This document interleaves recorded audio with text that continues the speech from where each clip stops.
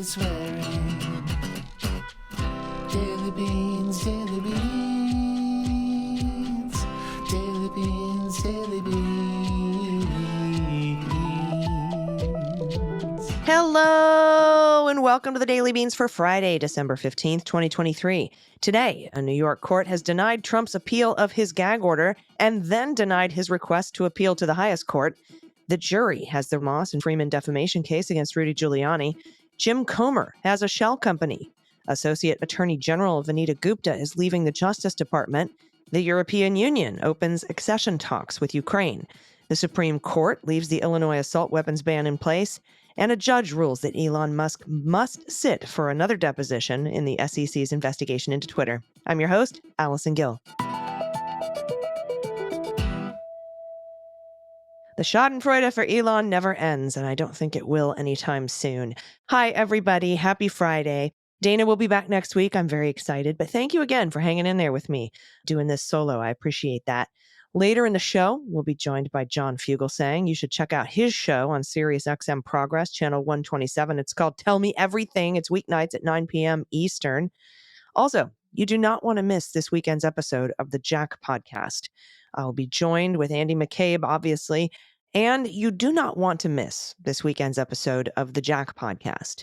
Along with Andy McCabe, who is always my partner in crime, or I should say in justice, we'll be joined by law professor and SCOTUS nerd, self-proclaimed, Steve Vladeck. And he's going to answer my questions, because I have many, about the Supreme Court taking up the Fisher case.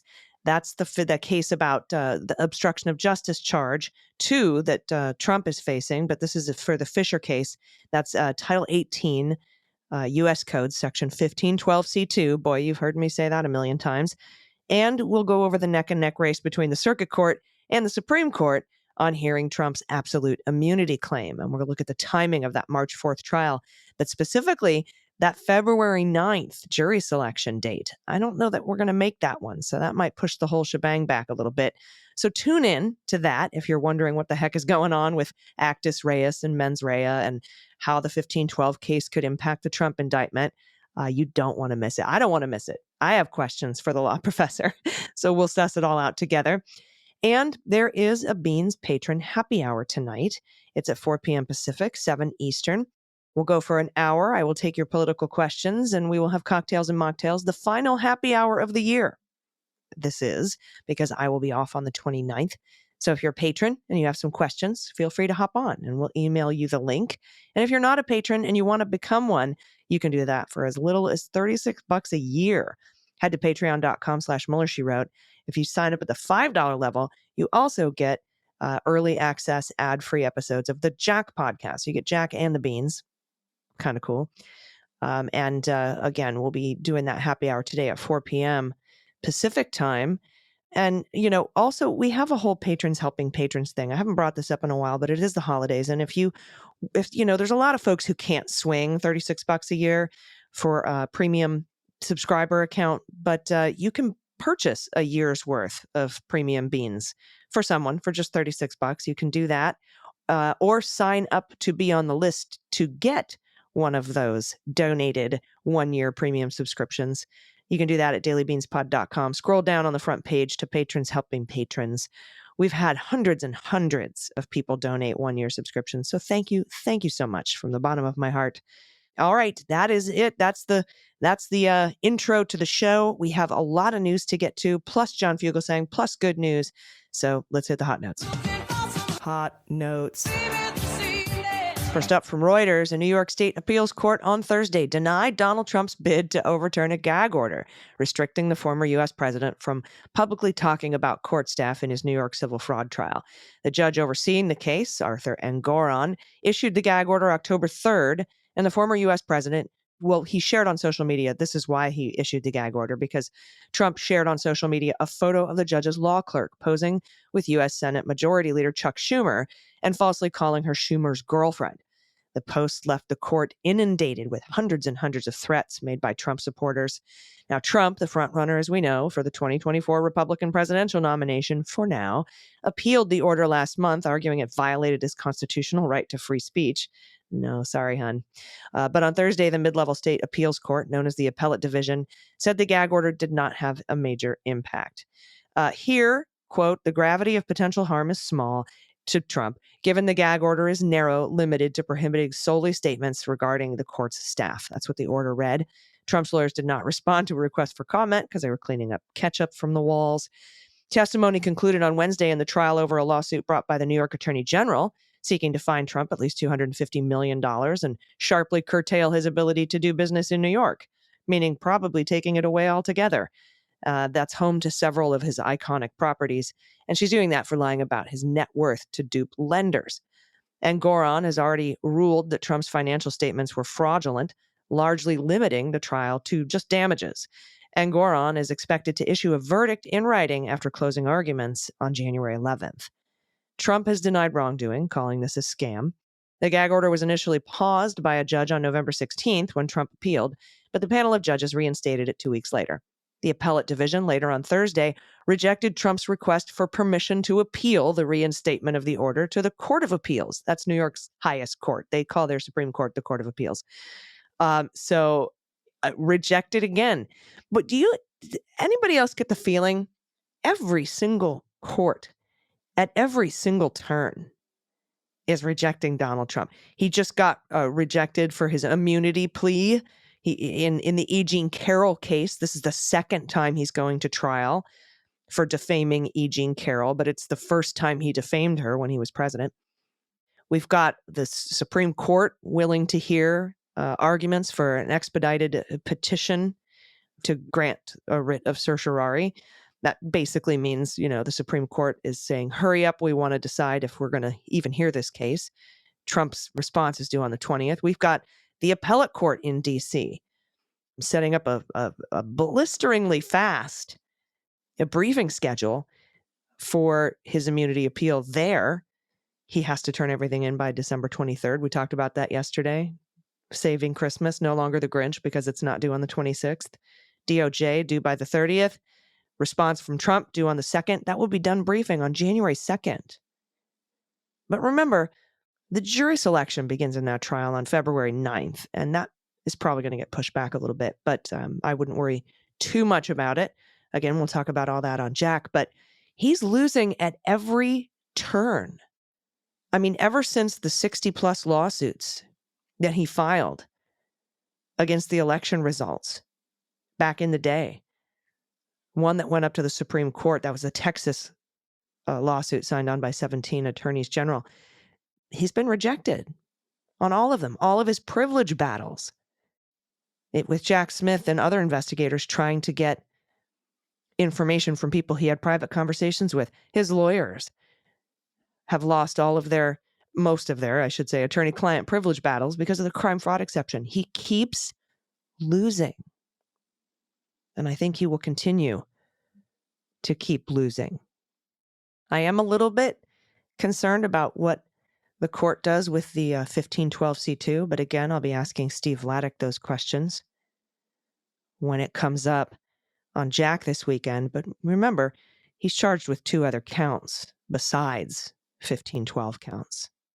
And 1512C2, if that went away, it would negate the 1512K, the conspiracy to obstruct an official proceeding. But the other 2 counts, conspiracy against rights and defrauding the United States, are still there. So we'll see what ends up happening. And again, like I said, I have many questions for Steve Vladeck. Now, as we know, Judge Engoron fined Trump a total of $15,000 for twice violating the order, fines which have been paid. Trump faces a raft of other legal troubles, Reuters says, as he campaigns to face President Joe Biden in the November 2024 election, including 4 criminal cases. He has pled not guilty in all 4. He'll never take a deal. He'll never be offered one, honestly. Next up, and I know you've heard a lot of this before. I know you've heard a lot of this story before here on The Beans and on Cleanup on L45, but there's some news in here, and this is from the Associated Press. Rep. James Comer, a multimillionaire farmer, boasts of being one of the largest landholders near his rural Kentucky hometown, and he has meticulously documented nearly all of his land holdings on congressional financial disclosure documents, about 1,600 acres in all. But there are 6 acres just 6, that he bought in 2015 and co-owns with a longtime campaign contributor that he has treated a little differently, transferring his ownership to Farm Team Properties, a shell company he co-owns with his wife. Interviews and records reviewed by the Associated Press provide new insights into the financial deal, which risks undercutting the force of some of Comer's central arguments in his impeachment inquiry of President Joe Biden. For months, the chairman of the House Oversight Committee and his Republican colleagues have been pounding Biden for how his relatives traded on their famous name to secure business deals. In particular, Comer has attacked some Biden family members, including the president's son, over their use of shell companies that appear to be designed to obscure millions of dollars in earnings they received from, quote, shadowy middlemen and foreign interests. Such companies typically exist only on paper and are formed to hold an asset, like real estate. Their opaque structures are often designed to help hide ownership of property and other assets.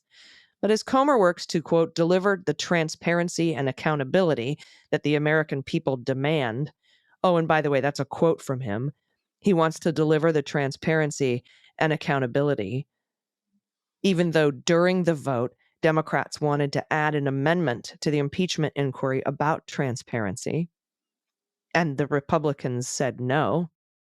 But anyway, as he works to deliver his transparency, his own finances and relationships have begun to draw notice as well, including his ties to prominent local figures who have complicated pasts.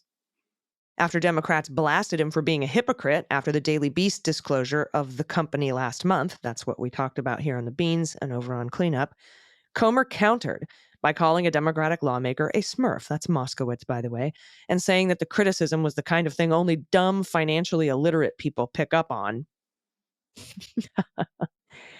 The Associated Press found that Farm Team Properties functions in a similarly opaque way as the companies used by the Bidens, masking his stake in the land that he co-owns with the donor from being revealed on his financial disclosure forms.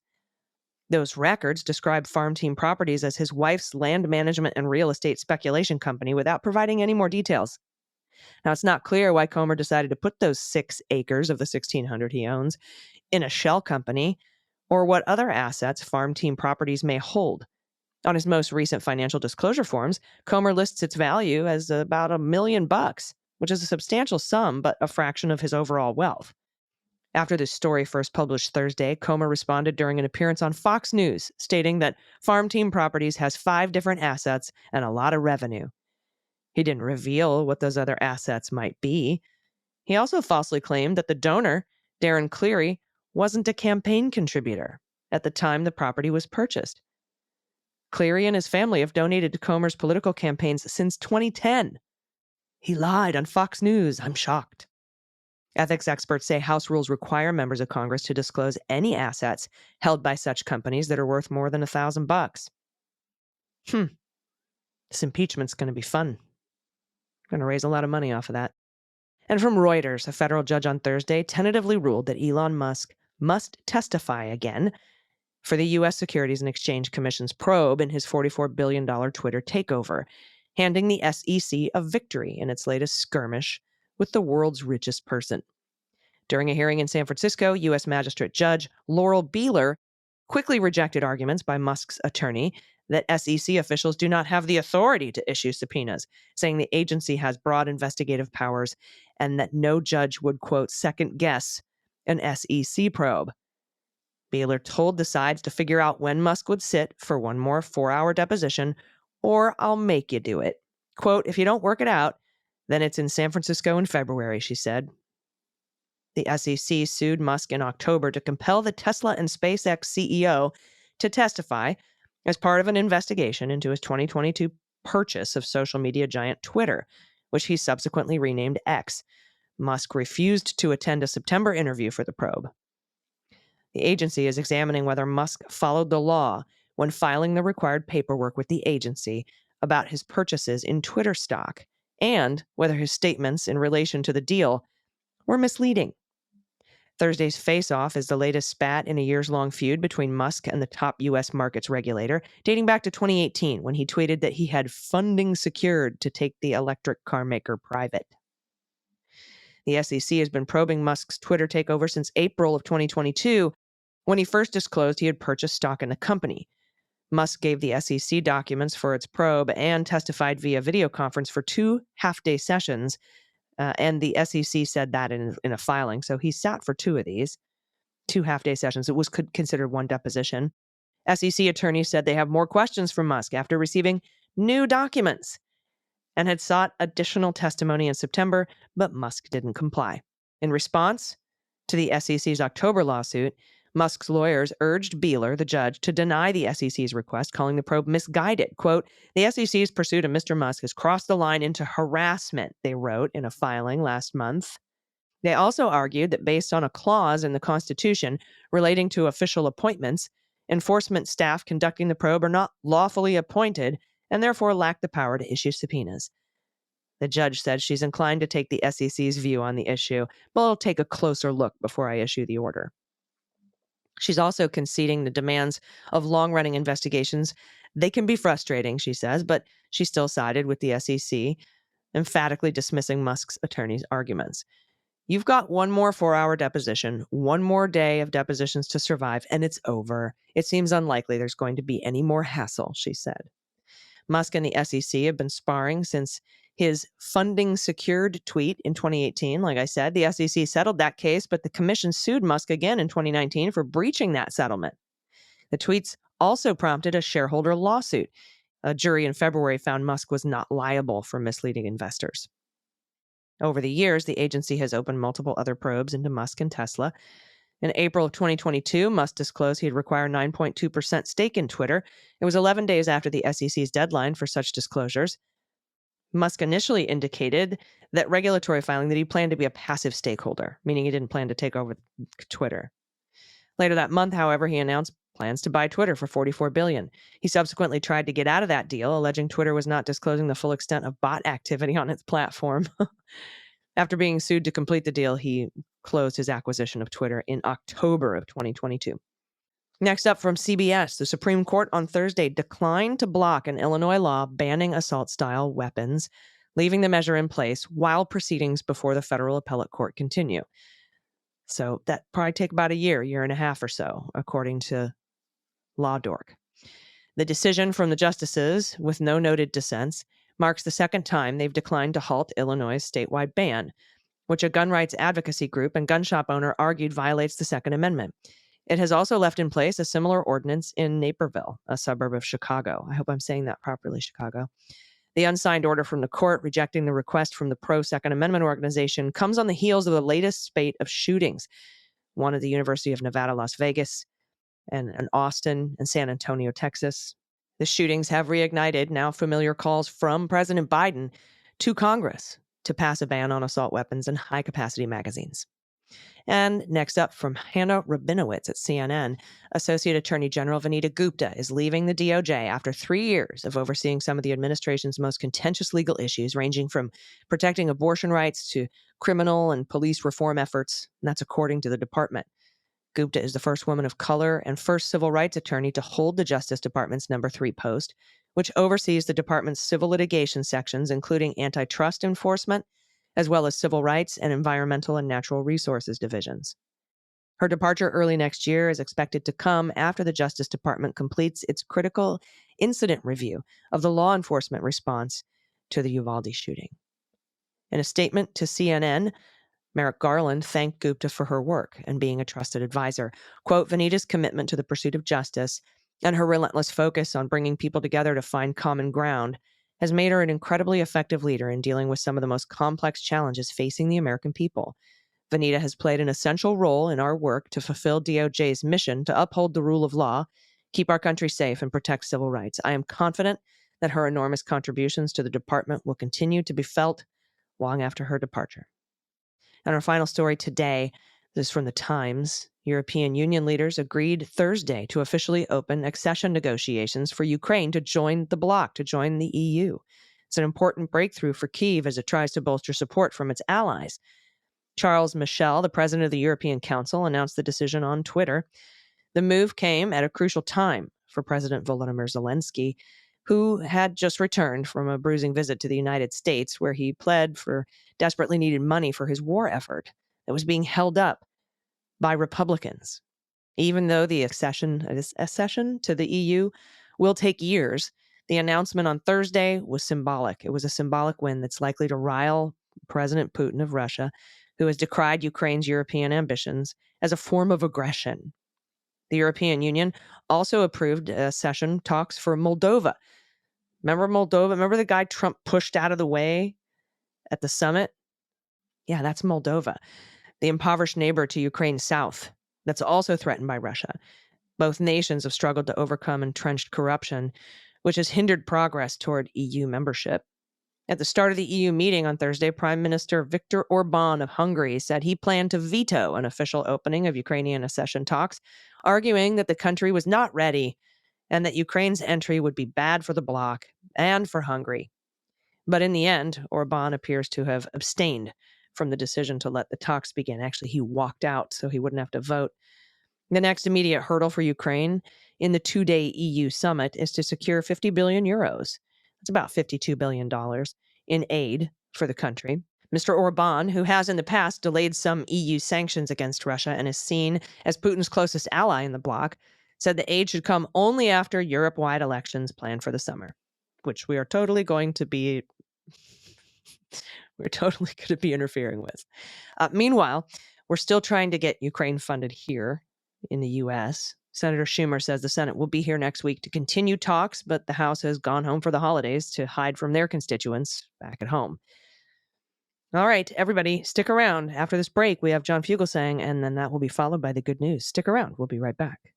Hey, everybody, welcome back. It is Friday. That means it's Fugelsang Friday. I am joined by my good friend, host of the Tell Me Everything show on Sirius XM Progress Channel 127, weeknights, 9 p.m. Eastern, 6 Pacific, or for free, wherever you get your podcasts, you can check out the John Fugelsang show. Hello, John. How are you today? Hello, Allison. It's great to see you. It's always good to see you, my friend.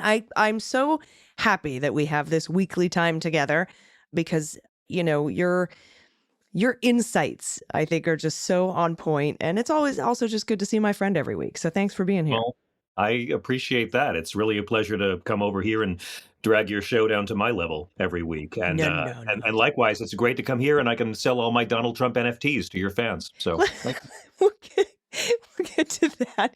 I think every time he runs out of money, he's selling pieces of his suit. I mean, pieces of the suit, Allison, literally the cheap, ill-fitting suit off his back. He is selling. Like liberals get all outraged about this. How could these people be? Can we enjoy the comedy? I mean, if you literally, Donald Trump this is like a census for people who drool on the clicker. You have to buy 47 make-believe cards that don't exist for $99 a piece. And then if you give Mr. Trump $4,653 for the 47 imaginary cards, you get a 1-inch piece of cloth from the suit that he says was the most historically significant artifact in history. The surrender suit. The Shroud of Turin, only it's the sweat stains of Jabba. And again, he'll sell access to anybody if they chip in a few bucks to help him pay to keep him out of an orange suit. Grifters got to grift, man. I took all of this as a beautiful sign that Donald Trump is this terrified. I think we're probably about 3 months away from him selling 2x3-inch squares of the adult diaper he wore the day he surrendered. At prices like this, folks, imagine what he would sell a box of classified documents for. I think that somebody said fart in a jar. Was that you? They're just going to start Hey, no. selling farts. But it's like some weird, like Nazi Poshmark, right? Like I'm looking around my house, like, what can I sell? Oh, I have my 5 subject notebooks of show notes. Maybe I could cut those up into illegible pieces, shred them, and then sell the shredded pieces. I mean, this is the Save America PAC. And again, this is another symptom of, the Michigan GOP is going bankrupt. Republicans aren't donating to the RNC anymore. No. Republicans are pouring all their money into Save America PAC. And as we know, half the money from Save America PAC does not go to the Trump campaign. It goes to Trump's defense attorneys. So all of this is just an ever-increasing sign of how terrified he is. I mean, people talked a lot about his claims of presidential immunity. that the founders wanted presidents to be kings who can never be held accountable for any crimes they commit. That story is directly related to his tragic softcore gay porn NFT cards. It's all how scared he truly is. I mean, Henry Kissinger is going to have a better year than Trump. You're right. That's where all the money is going. And Yeah. the one thing I think McCarthy did mediocrely well was raise money. And he's gone. Yeah. And That's not right. only is he gone as speaker, he's leaving before the end of the year. So Mike Johnson is going to have a really, when we come up to that first quarter FEC report for earnings, it's going to be really, really bad. Really true. And Mike Johnson, of course, Mike Johnson, who makes Mike Pence look like Mike Tyson. Not quite as... I've had it with this guy already. This guy, Mike Johnson's going to drive voter turnout more than Trump next year. This guy is Hobbit on the outside, Orc on the inside.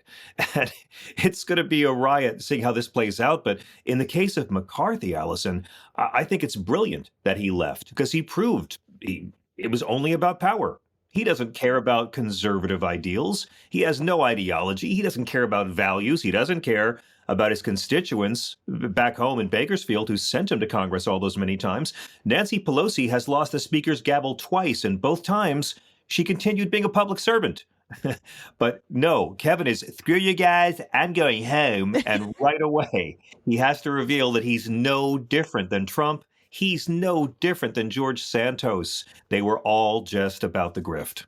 They absolutely were, my friend. And, you know, speaking of Mike Johnson and his kind of weird Christo-fascist view of the nation, I think his dreams are coming true in Texas because of what we saw this week with Kate Cox, a woman who was 20 weeks pregnant. Her fetus was diagnosed with trisomy 18.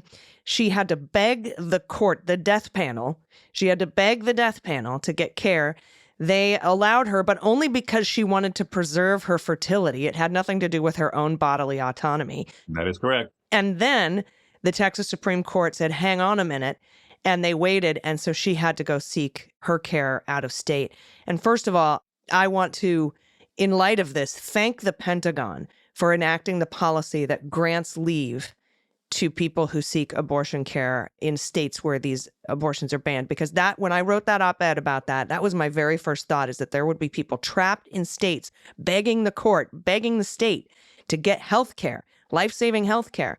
And the Texas Supreme Court comes back and says, you didn't say the magic words that the mother's life was in danger. So wait a minute, no. Allison, so you're saying that women who enlist in the armed forces and are willing to risk their lives to protect this society should have control over their own bodies? My God, both sides have gone completely insane. Both sides have gone crazy. I know, it's weird. And if you want to look at it from a really neat, kind of interesting point of view, once you join the military, you belong to the government. You are government property. This particular government wants you to have that choice. Yep. This federal government wants you to have that choice. Exactly. And so they grant it to you. You can't get a tattoo, but we'll let you make your own bodily autonomy choices. I mean, whoa, what a novel concept. But if Mike Johnson had his way, this is how it would be. And if any Republican running right now, despite what they say, they're trying to back away from this no exceptions thing. Oh, yes, they are. So like they've even got Ann Coulter out there now, and everyone's like, oh, I agree with Ann Coulter. Don't fall for it. She is out there to help untether the Republican Party from this no exceptions thing. And if they get in the White House, this is what it's going to be like nationwide. So not only do we have to prevent that from happening, but we've got to help Texas and these red states take back the rights to bodily autonomy as well, because that was just disgusting. It was, you know, it reminds me of that old Stetler tweet. Oh, quit overreacting. We're nowhere near Gilead. It is happening in Texas. Yeah. What a shitty cult. You know, what a low-rent, fake Christian, empty platform, Putin groveling, no legislative agenda having, woman-controlling, shitty cult. At least the Mother of God cult had like hallucinogens and weed. Oh, listen, Ann Coulter comes out and tells the truth about one thing and loses her followers. Welcome to Liz Cheney Island, Ann. You told the truth about one thing, and now the cult is giving you what they deserve.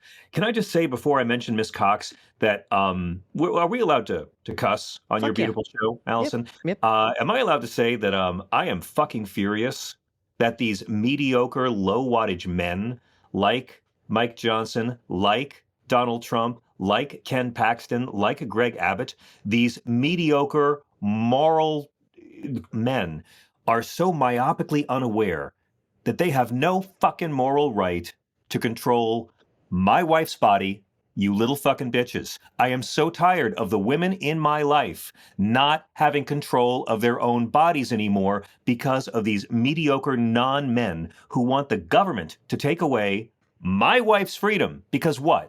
Because they're Christian? Well, Christ never mentions abortion, you pious frauds. Christ is against the death penalty, and you guys have that for breakfast. I need men, Allison, to rise up next year. And I'm sorry, it's time for the fucking men to take their place in the pro-choice movement and say, you motherfuckers don't get to have power over my wife's body. How dare you? How dare a Mike Johnson think he can get off believing he can force tax-paying citizens to be pregnant against their will and still call himself a patriot, still call himself an American, and still call himself a goddamn man. An embryo is not a baby, okay? If you can freeze something for 35 years and it's still alive, then it's not a baby. And in the case of Kate Cox, this to me is the only story that the Democrats should be talking about for the next 8 months. Through September, Texas only had 34 legal abortions performed in the state this year. Through September, only 34 legal abortions. We don't know how many abortions were actually performed. We know only 34 safe, legal, regulated ones were performed because, again, abortion bans are golden tickets for these Dr. Kermit Gosnell butcher clinics. It used to be, like in 2020, it was more than 50,000 abortions happened in Texas by September. This year, only 34. And this case is unusual for many reasons. She filed it during her pregnancy. There's that other case going on right now in Texas where the group of women with the Center of Reproductive Rights are seeking just to get clarified what the wording is for the medical exceptions to the abortion bans in Texas. But like, these are life-affirming options rather than abortion. They're saying we want.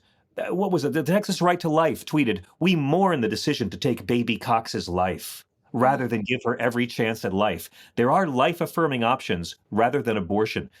Can I say something, Allison, about these godless, fake Christian motherfuckers? The only other life-affirming option is the government forcing Kate Cox to have a baby that will swiftly die in suffering agony while harming her ability to have more children, you woman-hating, godless, fake Christians. This shows it's not about pro-life. They're not Christian. It really, really is control of women. They identify as Christian. They boast of their devotion to Christ. Christ is a goddamn prop they wave around in the air. But they force public schools to post Bible passages, but never anything Jesus said. They're Christian nationalists. They defecate on the teachings of Jesus. These are the people who think turn the other cheek in Texas means the most executions of any other state. They think welcome the stranger means put razor wire in the Rio Grande to slaughter children and refugees when they try to cross over. These people bear and spread false witness for Trump, and they try to make the rich richer and the poor poorer. They're not Christian. Women are dying, losing their uteruses, going through these evil, unnecessary delays or withholding of procedures, and they were trying to force this woman to give birth to a baby that would die in agony shortly after birth. I'm tired of the media calling them Christian, and I'm tired of the media calling them pro-life. We saw this with Nancy Davis, the woman in Louisiana who had a headless fetus in her body and had to travel all the way to Florida for a legal abortion. They don't care about the grief these women have. The 10-year-old rape victim in Ohio who had to leave her home state to terminate a pregnancy because they want to raise the voting age to 21, but they think 10-year-olds are old enough to be moms. They don't care about these mothers. They don't care about these fetuses, and they don't care about the grief. And you reminded me of something that you said about these fake Christians and going against the teachings of Christ, something Jesse Waters did this week. Is right in this vein, isn't it? Oh my God. I mean, look, Jesse Waters, what can you say about? I wish his mom had her own show on I, Fox. I wish his mom maybe was a bit more parameters as a parent. I'll say that.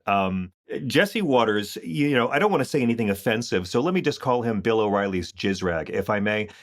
This was the winged monkey that Bill O would send out to the hallways of Congress to harass people back when Bill was sexually assaulting people and beating women. This was the guy who went down to Chinatown for Fox News and did little racist Chinese voices with people.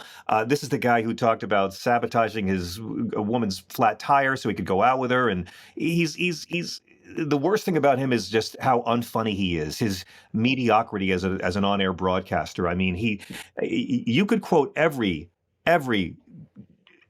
he's ever said on Fox News going through TSA and still not violate the no jokes rule, okay? But what he said this week, even for him, he came out and had this whole thing on Fox News where he more or less just trashed the homeless at Christmas time. They say keep Christ in Christmas. I'm like, can we get him back in Christianity first? He came out to stigmatize the homeless and say how they failed. If you're homeless in this country, well, clearly you failed, and we have to. I support stigmatizing the homeless. Like He literally said that. That's not a joke. He literally said he wants to stigmatize. He supports stigmatization of the homeless. he said, absolutely, yeah. I mean, and they have to. I mean, this is what they do. They have to stigmatize the poor and the homeless because if they don't, they might accidentally feel empathy. And empathy means woke. And woke is bad, and Fox is for racists who drool on the clicker. This is what they do. They have to dehumanize their fellow human beings. It's so Christ-like. That's what fascists do. It's like calling them vermin, saying an infestation, calling the Christian refugees at our southern border illegals. They have to use dehumanizing language. And so they never miss an opportunity to be the party of hate. Instead of pulling a struggling person up, they want to push them further down and take their dignity away because punching down is how right-wingers do it. America first. So there's no fund. We can't fund Ukraine. We can't stop Putin's Hitler-like invasion into Ukraine because America first, but fuck you homeless people. I mean, this guy cannot understand the size and thickness of the dildo karma will use on him for all generations. I saw the clip and it was like Jesse Waters' new Christmas album, Fuck You, Jesus, and Everything You Stand For. And think about it. Jesse Waters, who are his heroes? Roger Ailes, Bill O'Reilly, Elon Musk, Donald Trump, all of them failures. I support stigmatizing right-wing bags of liquid crap like Jesse Waters, because if you're working on Fox and that's your career, you failed. Our homeless are veterans, and he's saying they're failures. Our homeless are single parents who've been evicted in the cold, and he's calling them failures. This is Fox News Christianity. There's no room at the inn, and stay the fuck away from our manger. That's how I know that they aren't actually Christians, because if they believed in hell, they would be afraid of going there. I'm sorry, you get me all worked up today on a Friday. That's okay. It's how we do. But there's a lot of people who are extremely frustrated, including myself.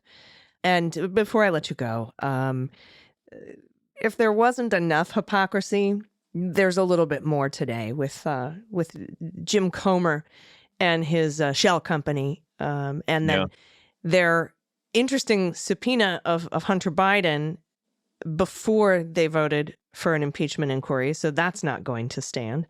No. And of course, I think the best part, though, is Abby Lowell, Hunter Biden's lawyer, filing a motion to dismiss on separation of powers grounds. So every time a Republican member of Congress goes after Hunter Biden, it helps their case for separation of powers, dismissal, pretrial dismissal. But that didn't stop the hypocrite Republicans from finally getting some legislation passed, or finally passing a resolution. And that's an impeachment inquiry based on zero evidence into the president. Well, I take this as a sign of how terrified Mike Johnson is. I mean, I didn't hear the media spin it that way, but Mike Johnson was saying how there wasn't a case for impeachment, 3 weeks ago? Oh, yeah, that there was none. Like, he was adamant about it. He knew it. He told the truth. And then he found out the only way he's going to keep his shiny new job is if he works with Democrats to keep the government from shutting down. To adults with room temperature IQ or above, that makes a lot of sense. But Mike Johnson, it's a death sentence. So that's why he did it. Right away, it's just, here's some red meat I can throw back to the Nazi wing of my caucus, to guys like Matt Gaetz, who is Satan's bidet in a bad suit. And they have to do all this because there's three things to remember, right? Number one, Donald Trump has been a criminal his entire adult life. Number two, Donald Trump really wants to be president again to try to avoid jail. And number three, Donald Trump controls the Republican Party with a level of control and obedience we have never seen. And he wants them to do his dirty work for him and have them go after Joe Biden. This is no different than how in the 2016 campaign he went after Hillary Clinton for her husband's infidelity. Or how he wanted Zelensky to investigate Biden, and then how he wanted the Department of Justice. I mean, excuse me, Allison. No, he didn't want Zelensky to investigate Biden. All Trump wanted was Zelensky to make an announcement on American television that he was investigating Biden, because that's all Trump needed. He wanted a TV appearance. He wanted a foreign leader to make a TV appearance on American television to say, we're investigating this guy running for president. And the day a military officer blew the whistle on Donald Trump's corruption, Zelensky canceled his CNN appearance because it was all a blackmailed rig. So this is what he does, right? He gets other people to do the dirty work for him. And I think it's great the GOP is going after Hunter Biden because I'm not in a cult. I don't care. Go after him. Or the DOJ, Donahue notes, hey, DOJ, hey, Rosen, just say there's an investigation into election fraud and me and the Republicans in Congress will do the rest. That's all his MO. it is. That's all it is. Just give me words that I can use on the campaign trail. Hunter Biden's indicted because the Republican Party really cares about unregulated gun ownership. And they really care about what presidents' children's business dealings. Oh, they care about that. And you know what else they really care about? Rich people who don't pay enough taxes. Those are the three things they care about enough. And look, I don't care. I'm not in a cult. If he's guilty, put him in jail. It's very easy to say. But the nonstop harassment against this man, his laptop and his addictions and his kids and his dick pics. Oh my God, Allison, this man's dick pics. I've seen this man's penis more than my own. I can't go on Twitter. I see his penis on Twitter more than I see the people I used to follow on Twitter. Ted Cruz tweeted out a Hunter Biden dick pic this year. I don't know if that's legal where Ted lives in Cancun. But you know, this is it. For months, we've seen the Comer and the Oversight Committee going after him for anything they can do. And again, did Hillary Clinton need closed-door private interviews on Benghazi when she gave 11 hours? No, she didn't. So why is there a different standard for Hunter Biden? Because Hillary Clinton showed up and handed them their asses on TV, and they know that's exactly what's going to happen. And I love seeing fans of Bill Barr and Andy Biggs and Meadows and Pence and Scott Perry and Mo Brooks and Jim Jordan suddenly really care a lot about congressional subpoenas. Why are they doing it? Because Trump wants it, and they are unmanly vassals in a cult of blind obedience. It's all to distract from their cult leader's 91 criminal counts in 4 jurisdictions, and they're terrified to have Hunter Biden do it publicly because they know that it's nothing but lie-filled propaganda, and he would blow it out of the water. It's, again, all of these stories are how scared the Republican Party is on the eve of an election year. Well, good. Let's keep them scared. I appreciate you, my friend. Everybody tell me everything on SiriusXM Progress, Channel 127, weeknights, 9 p.m. Eastern, 6 Pacific, and of course, the John Fugelsang podcast, wherever you get your podcasts. My friend, John Fugelsang, thank you so much for joining me today. Allison, your show is dramatically great. Thank you so much for making me smarter. I really appreciate it. Thank you, my friend. Everybody stick around. We'll be right back with the good news. Everybody, welcome back. It's time for the good news. Who likes good news? Everyone? Then good news, everyone.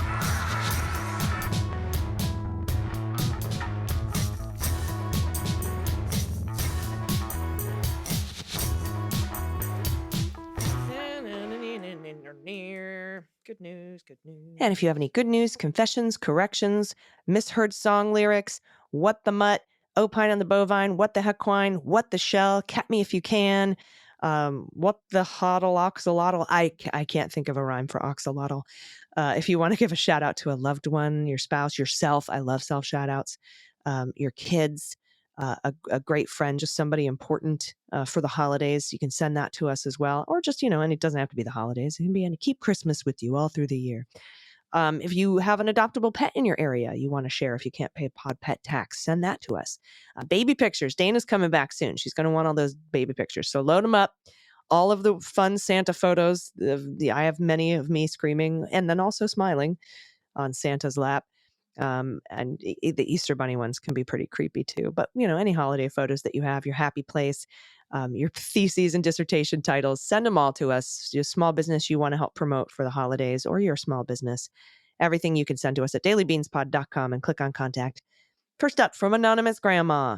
I'm a happily retired grandma in Oregon, and I've been listening for about a year. It took me a while to stop hearing pronounced she, her when you were giving pronouns she, her. I finally had the aha moment and got a good laugh at myself. Here's a photo of my grandson's first Santa pic at 14 months. Oh, these are 2 grandsons, by the way. My daughter was thrilled. Santa played along. This is our standard Christmas phone wallpaper and framed photo decoration. They're 11 now. But this will always be our classic Christmas photo. The one, the one on the left is killing me, but they're just both so adorable. And I love that Santa played along.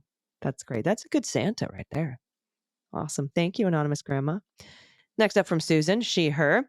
Hello, beautiful blooms of the legumes. Ooh, I like it. I'm gutted.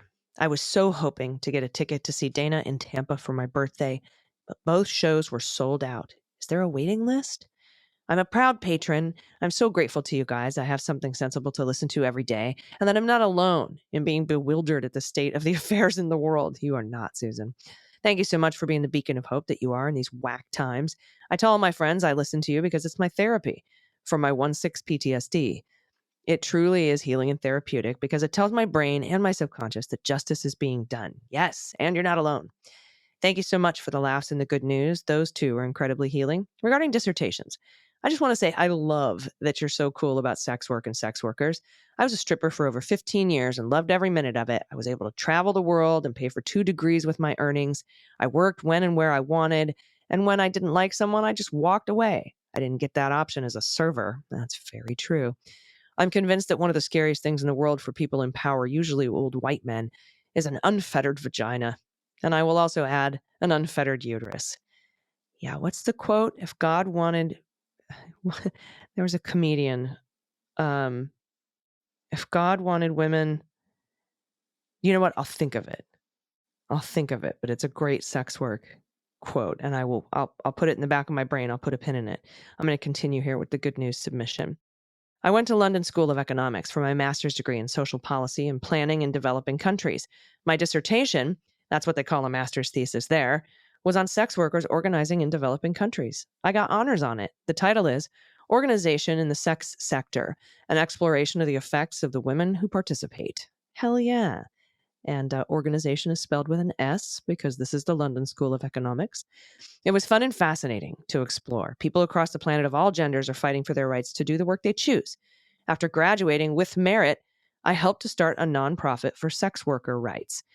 We held a conference every 2 years that brought together all kinds of people, sex workers, academics, policy wonks, activists, artists, and outreach groups. Everything went great until FOSTA SESTA passed. Ugh. That last conference I put together was in 2010, and it was fabulous. We flew out Tim Barnett as a keynote speaker. He's the parliamentarian from New Zealand who got sex work decriminalized there. We also had Dr. Jocelyn Elders speak, as well as a porn star and activist, Nina Hartley, and Norma Jean Almodovar, I hope I'm saying that right, who wrote Cop to Call Girl. Oh, cool.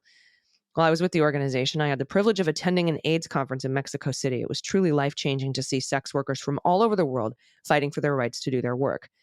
There was even a contingent from as far away as Madagascar. I was able to meet in person with many of the groups I had featured in my dissertation.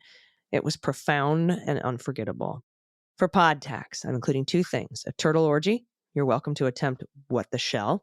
I have no idea what kind of turtles they are, but I saw them on my trip to Greece last year with my girlfriends and immediately thought of the beans. A picture of my child singing Starships by Nicki Minaj. He was 3, and we taught him that instead of higher than a motherfucker. It was higher than a muddy puddle. I love it. To this day, he's 14. We sing it that way when the song comes on. Oh, so that was how you taught him to sing it when he was 3. higher than a muddy puddle. I love it. Thanks again for being so wonderful and making us laugh and smile in spite of the shit show. What a great submission. Thank you. Thank you so much for that, Susan. And I just remembered the phrase, if God intended women to sell her body, he would have given her free will and a vagina. So that was the tongue-in-cheek satirical quote. And I will look up who said it, but I can't remember off the top of my head right now. But yeah, wonderful. Absolutely incredible. That Mexico City thing must have just been a trip. Okay, and look at this. Look at this little kid with the guitar. Oh my God, so adorbs. There's a turtle orgy.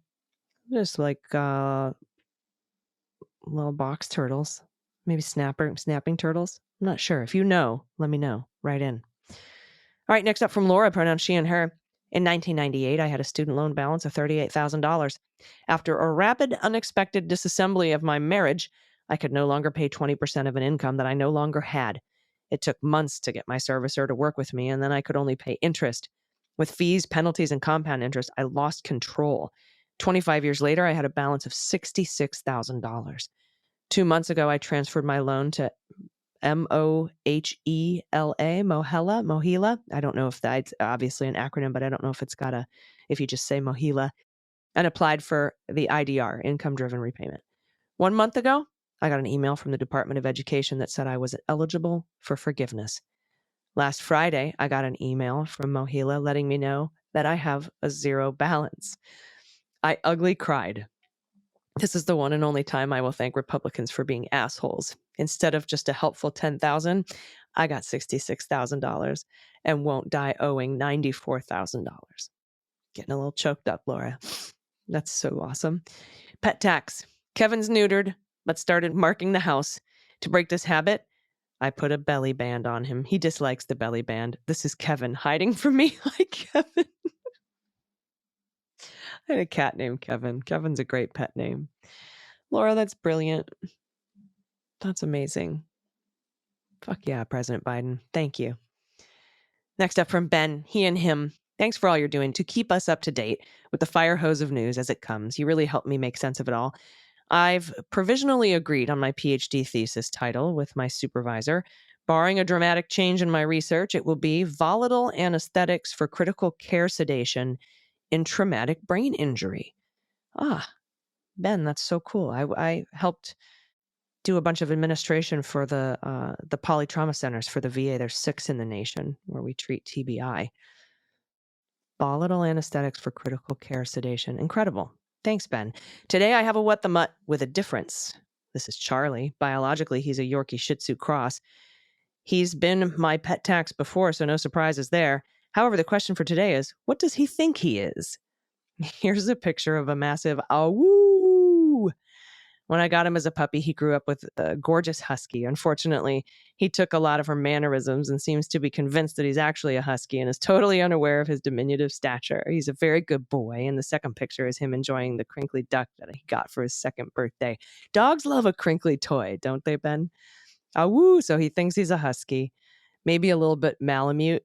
Malamutes are so funny. They can whisper, oh, I love a Malamute. What a sweet baby. Yeah, those crinkly toys, buddy. Thank you for that. That's a great dissertation. Volatile anesthetics for critical care sedation and TBI. Cool, cool. All right, next up from Sue, pronouns she and her. Hello, Beans Queens. I'm writing to give a big shout out to my niece, who at 37 just started grad school. She's getting her master's in social work. Excellent, another social worker. I am so proud of her. After years of service industry work and accounting work with far too many MAGA Trump-loving coworkers, she made the decision to go back to school.